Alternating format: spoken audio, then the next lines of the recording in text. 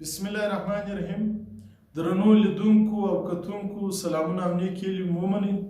محترمو، کوم نن زما موضوع دا ده چې پر چیلډ پروډکشن او یا چیلډ لیبر باندې خبره کوم.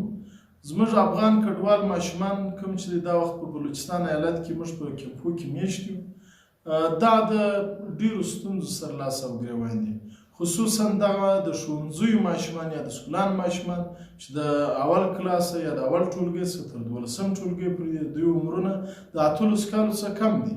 دا د کال کوم مختلف سیزنونه چې دي، د بټیانو سیزن وي یا د ناوجوچو سیزن وي، په دې کې دوی شاکه کارونه کوي.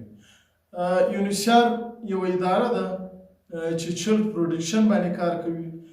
څه موسم مخکې د دوی یو ویزیټ راغلی و زموږ د سرانان پرنغالي ته. نو بیا زه ورغلم، غوښتلم چې د کډوالو د ماشومانو پر شاکه کارونو او د دوی پر مسایلو ورسره وغږېږم. خو ډېره د افسوس ځای دی، کله چې زه ورځم بیا هغه میټینګ ختم کوي، د 3-4 کسانو سره مجلس کوي، وایي زموږ ټیم پوره شو او دا راغلی بهرنی ویزیټ دی که نه. نو خبره دا ده، یو خو ادارو ته انصاف پکار دی، پوه شولې چې تاسې هم بچیان لرئ، تاسې هم ژوند زندګي لرئ، یو ورځ پر دې وبېرېږئ چې ستاسې سره هم حساب کېدونکی دی. بل راځو زموږ د افغان کډوالو ماشومانو ته. زموږ دغه ماشومان چې تاسې د ویډیو پر سکرین وګورئ، دغه ماشومان دي چې عمرونه د 18 کالو څخه کم دي. د ملګرو ملتونو یا اقوام متحده په منشور باندې دا د کار کولو دوی ته اجازت نشته او د دوی د کار مخنیوی باید وشي. خو وجه دلته څه شته، دوی ولې دا کار کوي؟ خو دوی غربت دی، بیچارګي ده. دوی د ماښام یوه ګوله ډوډۍ پسې حیران دي، یوه ګونۍ اوړه په 6,000 یعنې 100 کیلو 12,000 ته ورسېدل. نو خبره دا ده چې دغه ماشومان نه یوازې په دې دغه باندې کار کوي، شاکه کارو باندې، بل د دې سرانان د پنډغالي سره د کوټي او چمن لویه لار یا سړک چې کوم دی، دا لار ده. په دې د روډ ودیې سایډ ته دا بټیانې او جوش کارونه دي. نه یوازې چې دوی دا شاکه کارونه کوي، بلکې دغه ماشومان په کال کې 2-3 تر 4 پورې هر کال دوی د بټیانو ته د تګ او جوش ته د تګ په وخت کې د موټر ښکار شوي دي چې اکثره یې مړه دي یا معیوبین شي. خو تر اوسه پورې چې څومره موږ غږ اوچت کړی دی د مطبوعاتو د لارې یا د رسنیو میډیا د لارې، او یا مو دلته په میټینګانو کې دا خبرې کړي دي، خو تر اوسه پورې په دې اړوند باندې کوټلي ګام نه دی پورته شوی چې د دې ماشومانو د کارو مخنیوی وکړي. بل پر زده کړو پر ښوونځیو باندې ډېر منفي تاثیرات اچولي دي. کوم وخت چې د بټیانو سیزن شروع وي یا د اوجو سیزن شروع وي یا د باغو سیزن شروع وي یا د کلیې د سکرو کانونه چې کوم دي، په هغه کې په مسلم باغ ساحه کې زموږ د افغان کډوالو ماشومان کار کوي. دا هغه د ښوونځي ماشومان دي چې د یونیسیار تر سرپرستۍ لاندې دغه ماشومان دي چې ځي دا شاکه کارونه کوي. خو تر اوسه پورې د دغو ماشومانو چې کوم یو سبقان ځینې پاتې دي، غیر حاضري زیاته شوې ده. د دې دپاره یوه اداره هم نه ده راولاړه شوې چې د دې سروې وکړي. که دوی ته نه معلومیږي، زه بیا د بېلګې په توګه سرانان پنډغالۍ ورکړم.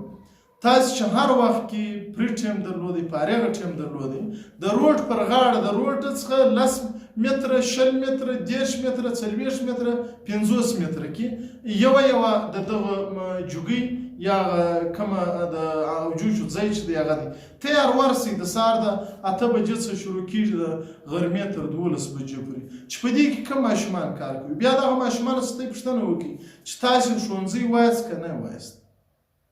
آیا دا په یو معلم باندې حل کېږي که په یو اداره باندې؟ خو په کار دا دی چې د یونیسیار او اړوندې ادارې پر یو داسې پروسې باندې کار وکړي چې د دغو کډوالو د تعلیم ترڅنګ دوی ته یو هنري زده کړې ورکړل شي.